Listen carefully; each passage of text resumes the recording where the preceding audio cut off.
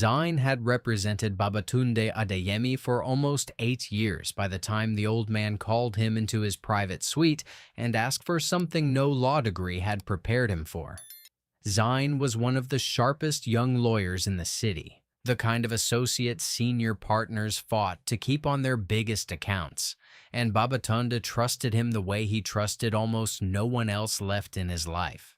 Babatunde had built his fortune in shipping and industrial manufacturing over 4 decades, starting with a single leased cargo vessel and a stubborn refusal to let his lack of family connections stop him from bidding on contracts everyone assumed belonged to older, better established firms. He had married once, briefly, and lost his wife to illness before they had children of their own, which was part of why his brother's grandchildren had come to matter more to him over the years than either of them likely realized. He had never remarried, pouring the years instead into the business and later into the foundation he built to fund vocational training programs for young people who couldn't afford university, a project he considered more important than any single deal he had ever closed. The billionaire's heart had been failing for months. His doctors gave him careful, hedged answers when he pushed for a timeline, and Babatunde, who had spent 60 years refusing to accept vague answers from anyone, had stopped asking. What he wanted now was clarity about something money couldn't buy him outright: which of his remaining relatives actually cared about him, and which ones were simply waiting. "I need eyes in that lobby, Zine," Babatunde said from his bed, his voice thinner than it used to be but no less direct. "Not security cameras. Those show me what people do. I need someone close enough to hear what they say when they think no one who matters is listening." Zane had assumed, walking into the room that morning, that he was about to be handed some complicated estate filing. Instead, he was being asked to put on a plain uniform and sit behind the reception desk of Babatunde's own building for however many days it took the family to arrive for the reading of his will.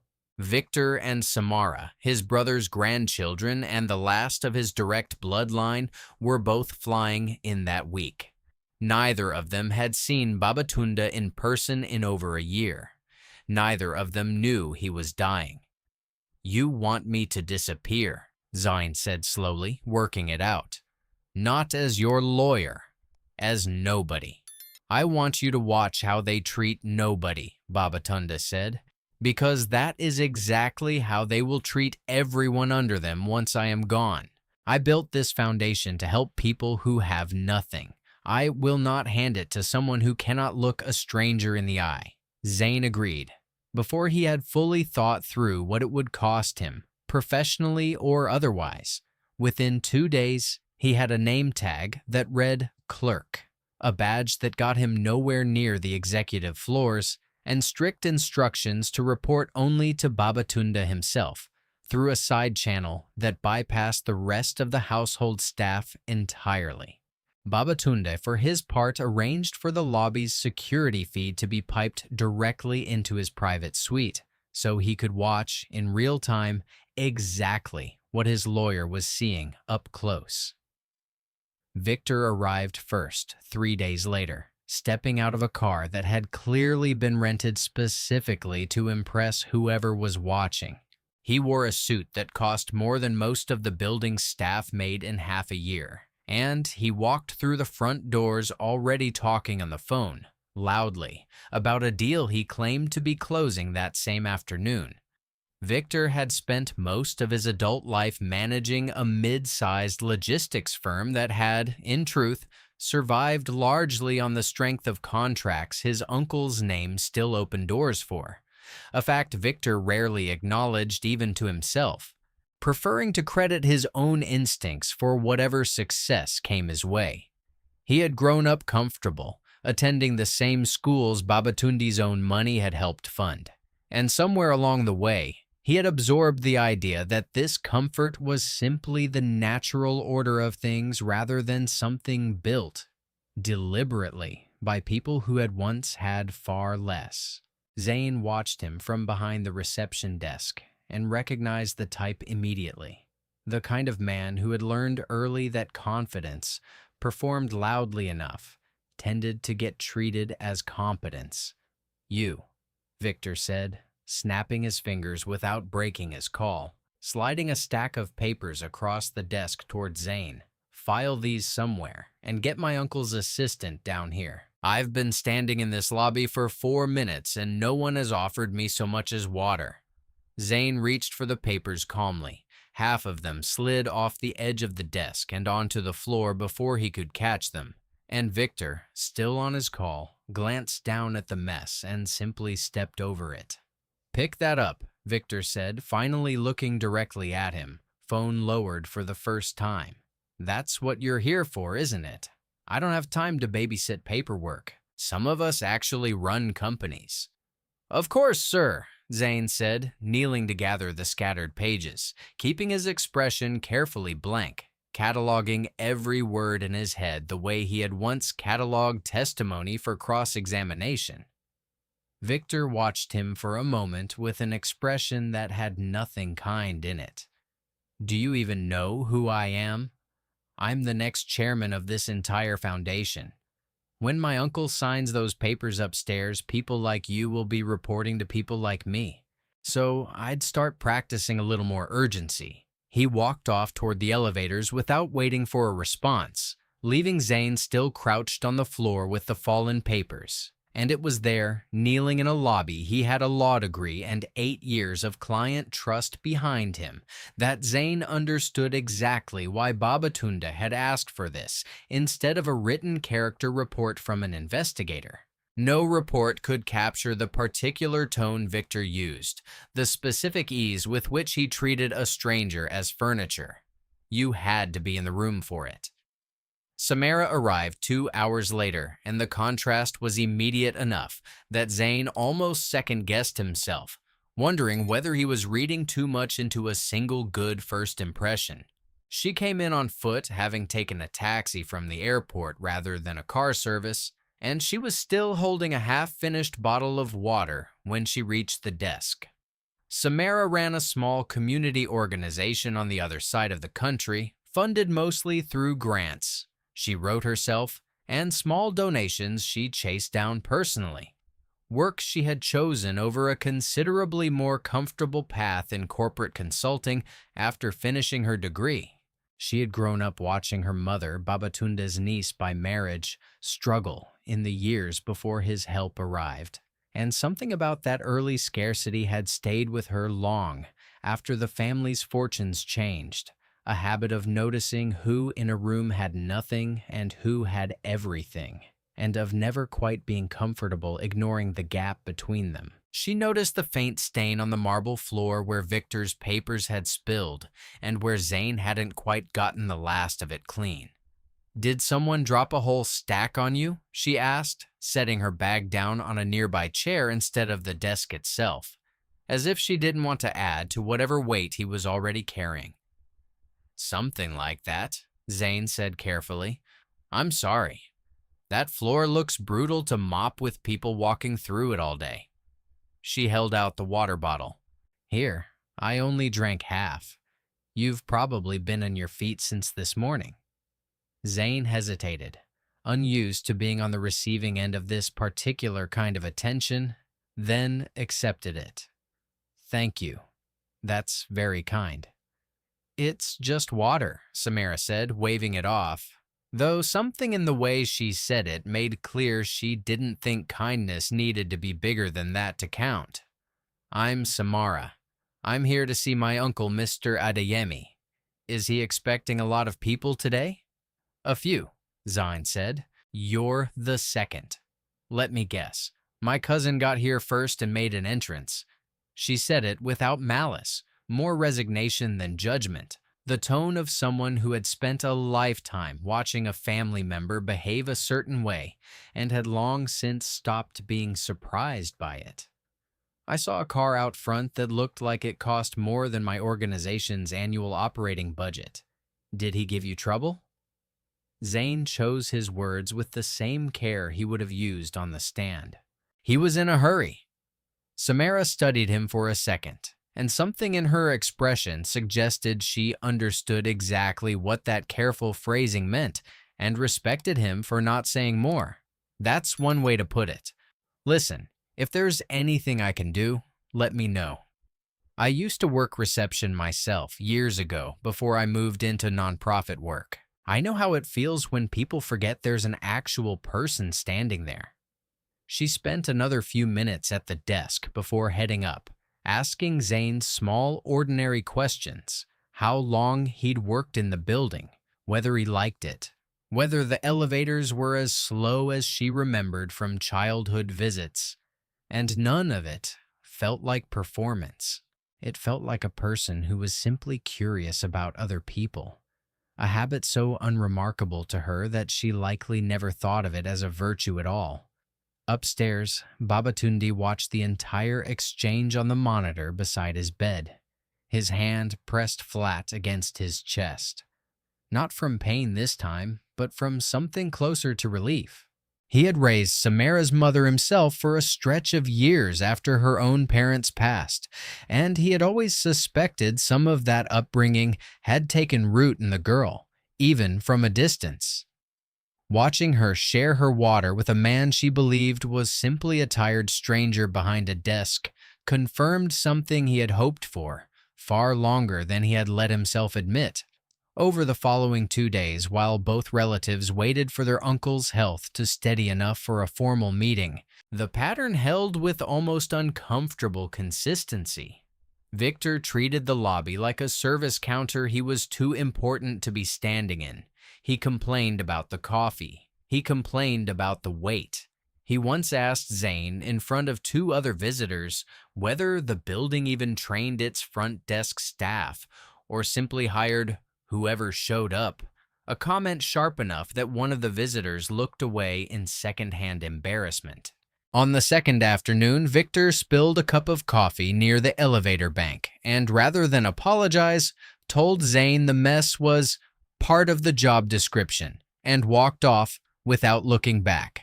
Samara, by contrast, brought Zane a sandwich on the second day because she noticed he hadn't left the desk for lunch. She apologized on her cousin's behalf without being asked to more than once.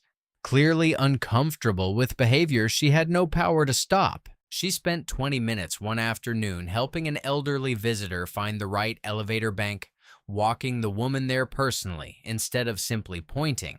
And she did it so naturally that Zane doubted she even registered it as an act of kindness worth mentioning later. When Victor's spilled coffee sat unaddressed near the elevators, it was Samara who grabbed a handful of napkins from the front desk and cleaned it up herself, telling Zane, "You shouldn't have to do this on top of everything else," before he could even offer. By the time Chief Adebanjo, Babatunde's oldest friend and the Foundation's longtime board chairman, arrived to formally convene the meeting both relatives had been waiting for, Babatunde had already made up his mind. He had Zane's careful, detailed account of every interaction, cross-referenced against what he'd watched himself through the monitor, and the 2 versions matched precisely. There was no ambiguity left to resolve. The meeting was called for the following morning in the building's main conference room, and Zane, still in his clerk's uniform, was told to bring both relatives up personally. One final task before the disguise ended. Victor barely acknowledged him in the elevator, checking his watch twice and muttering something about how long this was taking. Samara, riding up separately a few minutes later, thanked Zane again for his help over the past 2 days and asked sincerely whether he'd like her organization's number in case he was ever looking for other work. "Work with better hours," she added, with a small apologetic laugh, as if worried the comment might sound like she was criticizing his current job. When the conference room doors opened, both cousins found Babatunde already seated at the head of the table, thinner than either of them remembered and clearly worn down by his illness, but sitting upright, dressed formally, flanked by Chief Adebanjo on one side and, to Victor's visible confusion, the clerk from the lobby, standing quietly on the other. "Uncle," Victor said, recovering quickly, sliding into his most practiced tone of warmth. "You look better than I expected. I've been so worried. I came the moment I heard." "Sit down, Victor," Babatunde said, his voice carrying more command than his frail appearance suggested it still could. "There is something both of you should know before we discuss anything else. The man standing beside Chief Adebanjo is not a clerk. His name is Zine. He has been my attorney for 8 years, and for the last 2 days, at my request, he has been sitting behind that reception desk downstairs, watching exactly how my family treats people they assume can do nothing for them." Victor's face went through several expressions in quick succession: confusion, then disbelief, then something closer to panic as he began replaying, visibly, every interaction from the past 2 days. "That was, you told me to file papers. You knelt down and picked up my documents off the floor. Uncle, this is absurd. That man is clearly some kind of employee. I don't understand what you're implying." "I'm not implying anything, Victor," Babatunde said. "I'm telling you plainly. You threw papers on the ground for a man you thought had no power over your future, and you told him to hurry, and you called him unqualified to serve you coffee, and you never once, in 2 full days, asked him a single question about who he was as a person." Zane wrote down every word. "I watched most of it myself from this very room on camera." Samara sat very still, processing, her eyes moving between her uncle and Zane, with an expression that suggested she was replaying her own 2 days as well, though with considerably less alarm. "So the sandwich," she said slowly. "The conversations. That was all. A test." "It was," Babatunde said, and something in his voice softened noticeably when he addressed her. "And you passed it without knowing you were being examined at all, which is precisely the point. You brought a stranger lunch because he looked tired. You cleaned up a mess you didn't make because you didn't want someone else stuck doing it. You apologized for your cousin's behavior more times than you needed to, simply because it embarrassed you to watch someone treated that way. None of that was performance, Samara. I know performance. I've watched enough of it in boardrooms to recognize the real thing when I finally see it." Victor, still standing, made one more attempt, his voice rising with the particular desperation of a man watching something he had always assumed was owed to him slip away in real time. "Uncle, please. This is one bad interaction taken completely out of context. I've had a difficult few years. The market's been unpredictable. I was under stress that had nothing to do with your building, and I'm asking you not to let 2 days define an entire lifetime of family. 2 days revealed what a lifetime of comfortable visits never did, Victor," Babatunde said quietly. "You have always been kind to me directly, because you understood exactly what I could give you.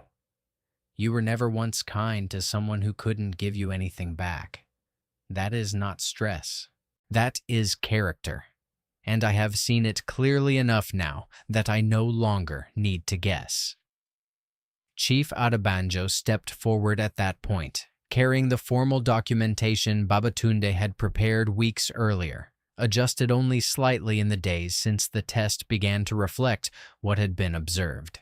The Foundation's control, along with the majority of the family's charitable and business holdings, would pass to Samara, structured with legal safeguards that would let her continue running her own community organization while gradually absorbing the responsibilities of the larger foundation, with Chief Adebanjo remaining on as an advisor during the transition.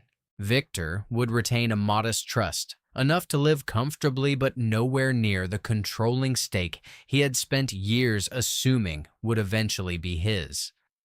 "This isn't fair," Victor said, his composure finally cracking entirely. "I'm your blood. She's your brother's granddaughter by marriage. That's not even the same thing." "Blood never taught you to treat a stranger with basic decency, Victor," Babatunde said. "I am done pretending that matters more than character does." Victor left the building that same afternoon and did not return before Babatunde's condition worsened seriously 2 months later. Samara did return, repeatedly, first out of a sense of obligation to an uncle she was only beginning to understand she had underestimated in her own quiet way, and later out of something that had clearly become genuine affection, sitting with him through long afternoons, asking about the Foundation's early years, taking careful notes the way Zane once had, though for entirely different reasons. Zane remained close to the family throughout the following months, no longer disguised as anything, simply present as the lawyer who had helped orchestrate a test that changed the direction of an entire inheritance. He and Samara worked together frequently as she absorbed the Foundation's operations, and what began as professional coordination slowly became something neither of them had planned for, built on the same quiet honesty that had first caught his attention in that lobby. A woman who had shared her water with a stranger simply because it seemed like the decent thing to do, with no idea at all what that decency would eventually earn her. Babatunde lived long enough to see Samara take her first confident steps as head of the Foundation, sitting in on her early board meetings from a wheelchair by the end, though his mind stayed as sharp as ever. He told her once, during one of those long afternoons she spent visiting him, that the reception desk test had cost him something too. Watching his own great-nephew reveal a side of himself Babatunde had spent years quietly hoping wasn't really there. But he said he didn't regret running it because the alternative would have meant handing over everything he'd built to a man who had already shown him, in small ways over the years, exactly who he was, if Babatunde had only been paying closer attention sooner. Victor, for his part, spent the following year largely avoiding the extended family, though word eventually reached Samara through a mutual cousin that he had taken a considerably more modest position at a smaller firm after his own logistics company folded without his uncle's quiet backing to prop it up. Whether the experience changed him in any lasting way, nobody in the family could say for certain. Samara, when asked, only said she hoped it had, and left it there, unwilling to spend more energy on resentment than the situation deserved. The Foundation itself grew steadily under Samara's leadership in the years that followed, expanding its vocational programs into 3 additional cities and funding scholarships for students whose backgrounds looked a great deal like her own had. Once, before Babatunde's help changed the shape of her family's future. She kept, on her office wall, a small framed photograph of the reception desk in the building's lobby. Not for sentiment exactly, she told visitors who asked, but as a reminder that the people behind desks and counters were never actually nobody, whatever anyone in a hurry might assume.